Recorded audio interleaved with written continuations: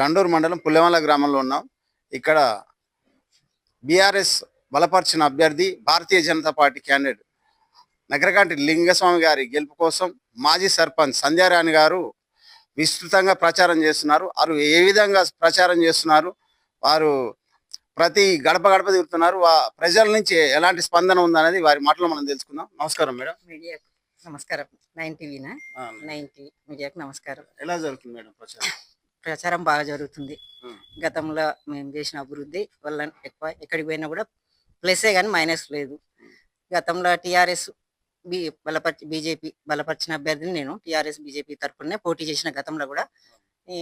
గతంలో నాది అత్యధిక మెజార్టీ మండలంలో నాది 450 ఓట్లతోటి నేను గెలిచిన. 5 సంవత్సరాలు ప్రజాపాలన ఒక వ్యక్తిగతంగా కాకుండా అందరికీ అక్కడ వచ్చేటట్టే చేసిన. నేను ఈ పార్టీ ఆ పార్టీ అనకుండా నాకు మద్దతు ఇచ్చిన ప్రజల మనుషులాగానే ఉన్నా. మద్దతు ఇచ్చిన వాళ్ళకు కూడా వాళ్ళకి న్యాయం చేసిన. నేను చేయకుండా కూడా వాళ్ళకి ఇచ్చిన.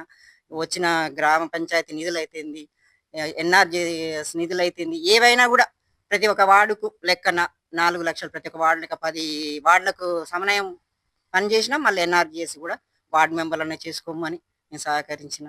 ఊర్లో ఏదైనా ప్రతి గుడికైనా బడికైనా దేనికైనా నాయనైనా నా కొడుకైనా ముందుండి ప్రజాసేవ చేసినాం. ఇప్పుడు కూడా అదే రావాలి. అట్లా మేము చేసిన అభివృద్ధే ముందు, కానీ ఆయన సర్పంచ్గా నేనే సర్పంచ్ లాగా పనిచేస్తున్నా, నేనే తిరుగుతున్నా. అదే అభివృద్ధి వస్తుందని చెప్తున్నా. ప్రజలలో పోయినా కూడా అదే నాడి ఉంది. అదే కావాలని కోరుకుంటున్నాను. అంటే ఇంకేమన్నా మిగిలిపోయిన పనులు ఏమున్నాయి ఊర్లో? మిగిలిపోయిన పనులు మేజర్ అంటే ఇక మామూలుగా మా ఊళ్ళో ఒక గుడి ఒక మైనస్ ఉండే శ్రీ పురాతన శ్రీ ఇది శివాలయం. అది కూడా నేను ఎక్కినాకనే మా కొంతమంది వాళ్ళు ఉండి వాళ్ళు సహకరించారు. అందరం కలిసి కళ్యాణం చేద్దాం అనుకున్నాం, చేస్తున్నాం. అది నడుస్తూనే ఉంది. గుడి కట్టిద్దాం అనుకున్న కూడా 2 సంవత్సరాల క్రితం మా బాబు ఒక 10 లక్షలు రాయడం అయింది గుడికి. పంతులు గారు కూడా 1,50,000 రాయడం అయింది. ఇక ఆ గుడి అనేది పాతదా కొత్తదా అనే డైలమాలో పడ్డది. అది సరే ఆ ఏడు సహకరిస్తే ఆడకట్ట ఇవ్వడానికి రెడీలా, ఎప్పుడంటే అప్పుడు చెక్ ఇవ్వడానికి రెడీ ఉంటాను నేను. కానీ మా ఊళ్ళో ప్రజలే వాళ్ళే రావట్లేరు. ఏంది గుడి కడదామంటే వాళ్ళే రావట్లేరు ముందుకు.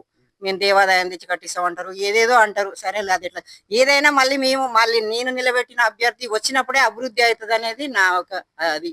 ఎందుకంటే గతంలో ఒకసారి మా బావగారు ఉన్నప్పుడు అదే అభివృద్ధి అయింది.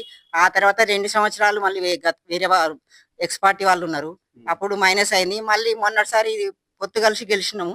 మళ్ళీ 5 ఏళ్ళు అసలు ఎప్పుడు లేని అభివృద్ధి చూపించినాం అనుకోరా. సరే నిధులు అట్లనే వచ్చినాయి, కేంద్ర నిధులు అట్లనే వచ్చినాయి, రాష్ట్రం నుంచి వచ్చినాయి, 2 కలిపి బరాబర్ చేసినాం మేము. ముఖ్యంగా అంటే యువకులకు ఏం చెప్పాలనుకుంటారు? అంటే ఈ ఊర్లో యువకులకు సంబంధించి గ్రంథాలయం కూడా నేను చేసిన.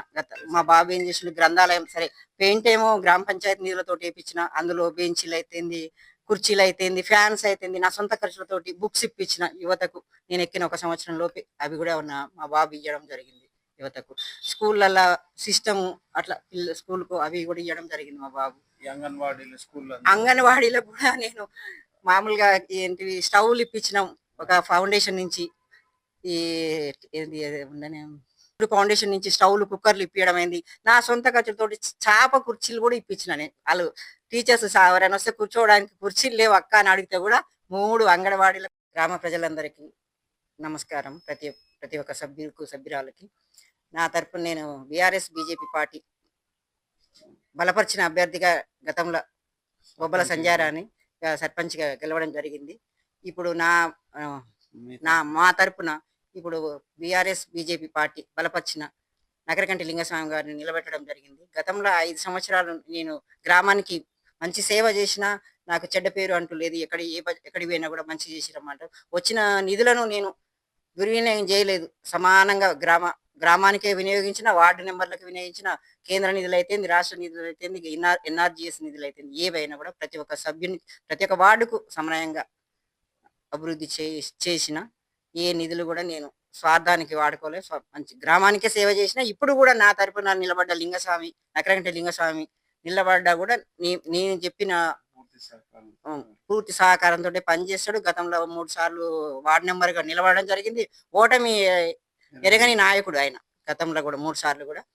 ఖచ్చితంగా మీరు నకరకంటి లింగస్వామిని మన గ్రామ ప్రజలు అత్యధిక మెజార్టీ తోటి ఉంగరం గుర్తుకేసి గెలిపించగలరని నా యొక్క ప్రార్థన. ఓకేనా? ఇంకా TRS party బలపరిచినటువంటి Bharatiya Janata party అభ్యర్థి అయినటువంటి నకరకండి లింగస్వామి గారి రాబోయే 11వ తారీఖు జరిగే ఎన్నికల్లో అత్యధిక మెజార్టీతో గెలిపించాలని మేము మా గ్రామంలోని అన్ని వీధుల్లో అందరూ కలిసి అన్ని కులాలను ఏకం చేసి భారతీయ జనతా పార్టీ అభ్యర్థిని గెలుపు కోసం ఈరోజు కృషి చేస్తున్నాం. అదేవిధంగా గ్రామ పంచాయతీలు అభివృద్ధి చెందుతున్నాయంటే ఓన్లీ కేంద్ర ప్రభుత్వ నిధులే. ఈరోజు గతంలో మా యొక్క గ్రామంలో టిఆర్ఎస్ బలపరిచిన బీజేపీ అభ్యర్థి గెలవడం జరిగింది. గెలిచాక కూడా ఈ గ్రామంలో అభివృద్ధి జరిగిందంటే కేంద్ర ప్రభుత్వ నిధులు. అదేవిధంగా గతంలో ఈ రాష్ట్రంలో ఉన్న తెలంగాణ రాష్ట్ర ప్రభుత్వం అంటే ఈ స్థానిక ఎమ్మెల్యే కూసుకుంట్ల ప్రభాకర్ రెడ్డి సుమారు ₹1 నిధులతో మా యొక్క గ్రామంలో సీసీ రోడ్డు నిధులు కూడా వేయడం జరిగింది.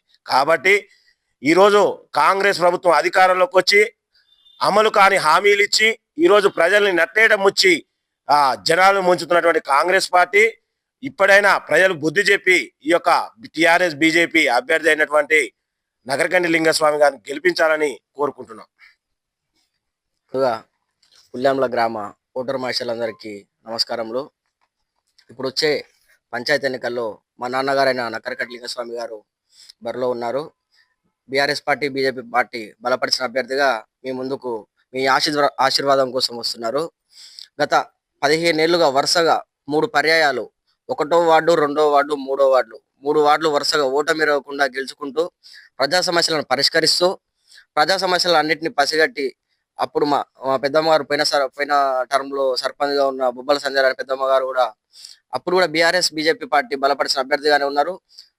అప్పుడు లక్కేంటంటే అధికారంలో బీఆర్ఎస్ పార్టీ ఉండే, కేంద్రంలో బీజేపీ ఉండే. రాష్ట్ర ప్రభుత్వం కేంద్ర ప్రభుత్వం సహకారంతో కేంద్రం నుంచి వచ్చే నిధులైనా రాష్ట్రం నుంచి వచ్చే నేరుగా గ్రామ పంచాయతీకి వచ్చే నిధులు ఎక్కడ దుర్వినియోగం కాకుండా సద్వినియోగం చేసుకునే విధంగా నాడు వారు కృషి చేశారు. నేడు కూడా కేంద్రం నుంచి వచ్చే నిధులైనా ఏవైనా నేరుగా గ్రామ పంచాయతీకి చేరుకునే విధంగా ప్రజలకు లబ్ధి చేరుకునే విధంగా ప్రభుత్వ స్కీమ్లు అన్నిటిగా చేరవేరే విధంగా మా నాన్న నేను బాధ్యతగా చెప్తున్నాను. ఓటు కోసం వచ్చే వాళ్ళు ఇప్పుడు ఉంటారు. మా నాన్న ఒక 15 సంవత్సరాలుగా ప్రజలు ఇప్పుడు ఈ ప్రచారంలో జరుగుతుంటే నార్మల్ నేను చదువుకునే హైదరాబాద్ లోనే చదువుకునే వాడిని. ఊర్లో ప్రచారం పోయినప్పుడు గ్రామ ప్రజలు చెప్తుంటే కొంచెం బాధ అనిపిస్తుంది. ఎప్పుడు రాను కూడా ఈ రోజు ఓట్ల కోసం వస్తారు వాళ్ళు. మీ నాన్న 15 ఏళ్ళకి వెళ్ళి మా ముందు మాకు ఏ అవసరం వచ్చినా కానీ ముందున్నాడు, తీర్చిండు. అట్లాంటి మేము ఎట్లా ఎందుకు గెలిపించుకోమని చెప్పి వాళ్ళు చెప్తుంటే మాకు అదే పెద్ద మనోధైర్యంగా మేము స్వీకరిస్తున్నాం. కావాలని కుట్రలు చేసి కుతంత్రాలు చేసి ఎన్ని చేసినా ఒకవైపు మిగతా వారందరూ కూడా కావాలని కుట్రలు చేస్తూ కొంతమంది చేస్తున్నారు. ఎవరెన్ని చేసినా అని ప్రజాక్షేత్రంలో ధర్మంగా మేము ముందు వాళ్ళని చెప్పి నిర్ణయించుకున్నాం. మా నాన్నగారి గెలుపుకి గ్రామ ప్రజలందరినీ సహకరించవలసిందిగా కోరుతున్నాం. సీరియల్ నెంబర్ 1 ఉంగరం గుర్తు నకరకంటి లింగస్వామి గారికి మీ యొక్క మద్దతు తెలిపి మీ ఓటు ద్వారా గెలిపించగలరని మనస్ఫూర్తిగా కోరుకుంటున్నాను.